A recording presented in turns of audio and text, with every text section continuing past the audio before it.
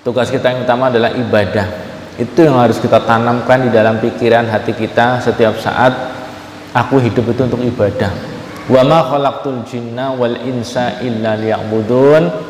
Aku tidak ciptakan jin dan manusia kecuali hanya untuk ibadah kepada Allah Subhanahu wa taala. Jadi kalau ada orang sibuk sekali bekerja, sibuk mencari nafkah, kegiatannya sibuk sekali, sampai dia tidak ibadah, maka dia itu pengangguran yang sejati, pengangguran yang sebenarnya. Karena dia tidak melakukan tugas utamanya, pekerjaan utamanya adalah ibadah.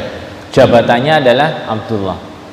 Bila ada orang sedang sholat, sedang zikir, sedang pengajian, sedang sedekah, sedang silaturahim, sedang membaca Quran, sedang ibadah, walaupun dia tidak punya penghasilan, walaupun dia tidak punya pekerjaan secara dunia, itu dia tidak nganggur, karena dia telah melaksanakan tugas yang utama sebagai manusia, yaitu ibadah.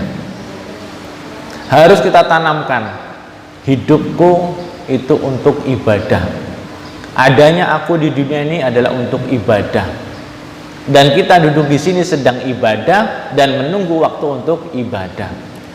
Jadi itu harus kita tanamkan, karena nanti hasilnya, gajinya, bayarannya tidak hanya dunia, tapi justru di akhirat. Itulah.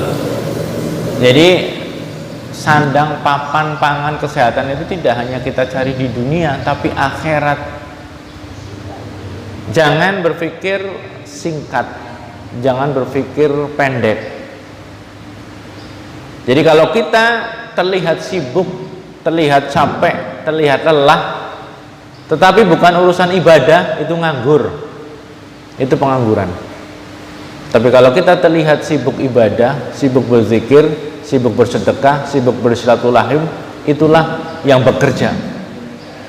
Walaupun kelihatan tidak punya kantor, walaupun tidak punya apa-apa. Jadi Bapak Ibu, ibadah hidup kita.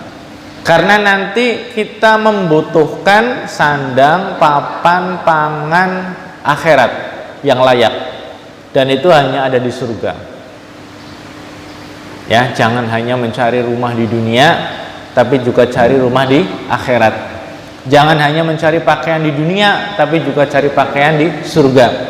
Jangan hanya mencari sehat di dunia, tetapi cari sehat di akhirat. Dan kita tidak tahu bagaimana diterima tidaknya kita di hadapan Allah Subhanahu wa ta'ala.